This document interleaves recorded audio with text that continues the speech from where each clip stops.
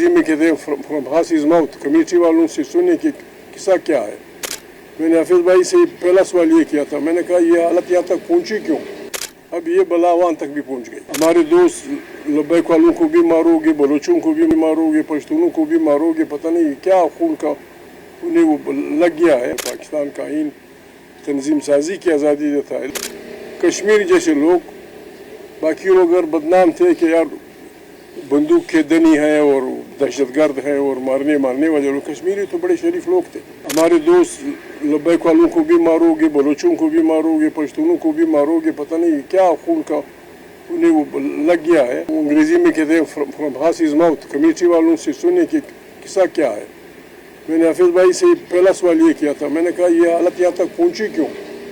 کشمیر جیسے لوگ، باقی لوگ اگر بدنام تھے کہ یار بندوق کے دنی ہیں اور دہشت گرد ہیں اور مارنے والے لوگ، کشمیری تو بڑے شریف لوگ تھے، وہ اس حد تک کیوں پہنچے کہ آپ کو انہیں یا ان کو آپ کے خلاف سخت اسٹینڈ لینا پڑا؟ بل خدا کرے، خدا اس ملک پہ رحم کرے۔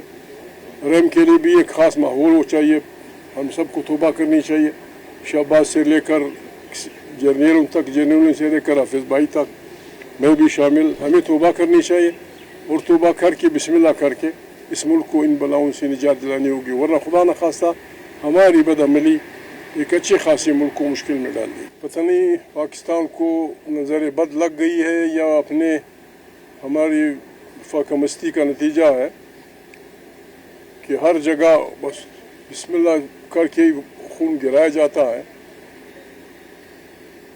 پاکستان کا آئین اجتماع کی آزادی دیتا ہے، پاکستان کا آئین احتجاج کی آزادی دیتا ہے، پاکستان کا آئین تنظیم سازی کی آزادی دیتا ہے، لیکن معمولی باتوں پہ جو کچھ ہو رہا ہے، مزید میں اس میں تلخی ڈالنا نہیں چاہتا۔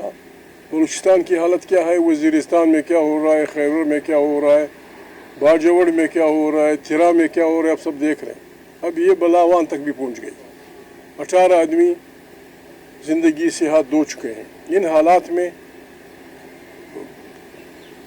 عقل اس کا تقاضا ہے کہ جس صورت میں بھی ہو اس آگ پہ پانی ڈالنا چاہیے۔ حکومت اور کمیٹی کے درمیان اتنی تلخی بڑھ گئی ہے کہ وہ ایک دوسرے سے بات نہیں کر سکتے، نہ ایک دوسرے پہ بھروسہ کرتے ہیں، نہ ایک دوسرے سے بات کر سکتے ہیں۔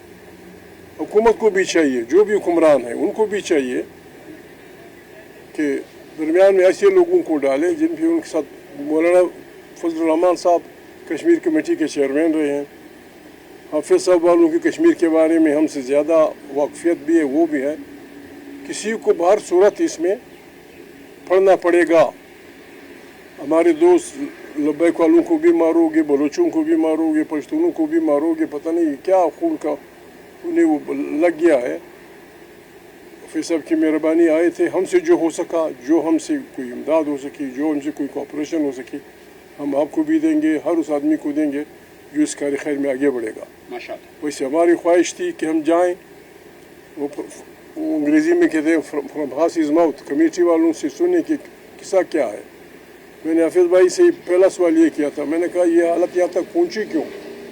کشمیر جیسے لوگ، باقی لوگ اگر بدنام تھے کہ یار بندوق کے دنی ہیں اور دہشت گرد ہیں اور مارنے والے لوگ، کشمیری تو بڑے شریف لوگ تھے، وہ اس حد تک کیوں پہنچے کہ آپ کو انہیں یا ان کو آپ کے خلاف سخت اسٹینڈ لینا پڑا؟